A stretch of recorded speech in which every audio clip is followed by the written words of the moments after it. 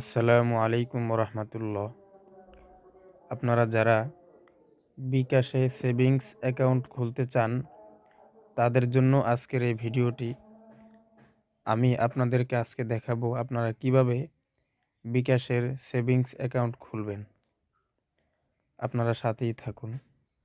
প্রথমেই আমি বিকাশ অ্যাপসে চলে যাব। অ্যাপসে লগ ইন করে নিলাম।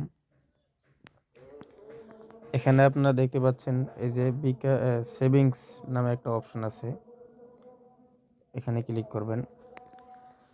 তারপরে আপনারা নতুন সেভিংস খুলুন, এখানে ক্লিক করবেন।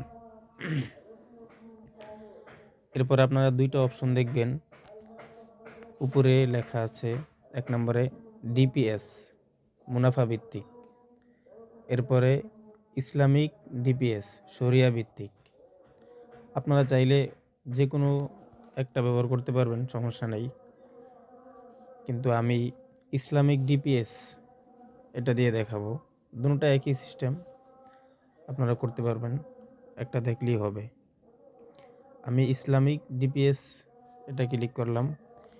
এরপরে অপশন দেখতে পাচ্ছেন যে 1 নম্বরে স্কিম বাছাই, এখানে ধরন বেছে নিন।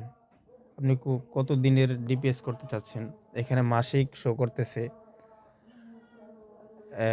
ইসলামিক সেভিংসে মাসিকের নিচে হয় না, আর শুধু ডিপিএসে ওখানে আপনি সাপ্তাহিকও করতে পারবেন। তো এখানে আমি মাসিক বেছে নিলাম। তারপরে মেয়াদ কত দিন, এখানে সর্বনিম্ন 12 মাস, সর্বোচ্চ 48 মাস। আমি 12 মাসেরটা নিলাম। আপনারা চাইলে 24 মাস, 36, 48 যে কোনোটা নিতে পারেন।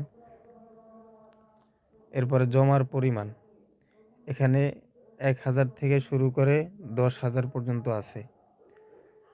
আমি 1000 নিলাম, মাসে 1000 টাকা কেটে নিবে। এরপরে এগিয়ে যান। এরপরে এখানে দেখাচ্ছে যে আপনি 1 বছর পরে কত টাকা পাবেন। এখানে এই যে 12,559 টাকা আমাকে দিবে তারা। তো আমি এখানে এই যে ঢাকা ব্যাংক পিএলসি, সরাসরি বিকাশ আপনাকে এটা দিবে না, বিকাশ সেভিংসও নিবে না, এটা ব্যাংকের মাধ্যমে আর কি। তো ঢাকা ব্যাংক পিএলসি আর কি। তো এখানে আমি ক্লিক করলাম। এখানে 3 নম্বর অপশন হচ্ছে নমিনি, অর্থাৎ আপনার যদি কিছু হয়ে যায়, আল্লাহ না করুন কোনো সমস্যা দুর্ঘটনা হলে বা আপনি মারা গেলে, এই টাকাটা কে উত্তোলন করবে সেটাই এখানে তার আইডি কার্ডের তথ্য এখানে দেওয়ার জন্য বলতেছে। তো আমি আগ থেকেই একটা দিয়ে রাখছি আমার ভাইয়ের। তো আপনারাও দিতে পারবেন। এখানে 3টা অপশন আসবে, এনআইডি নম্বর, জন্ম তারিখ, সম্পর্ক, আপনারা দেখলেই বুঝবেন।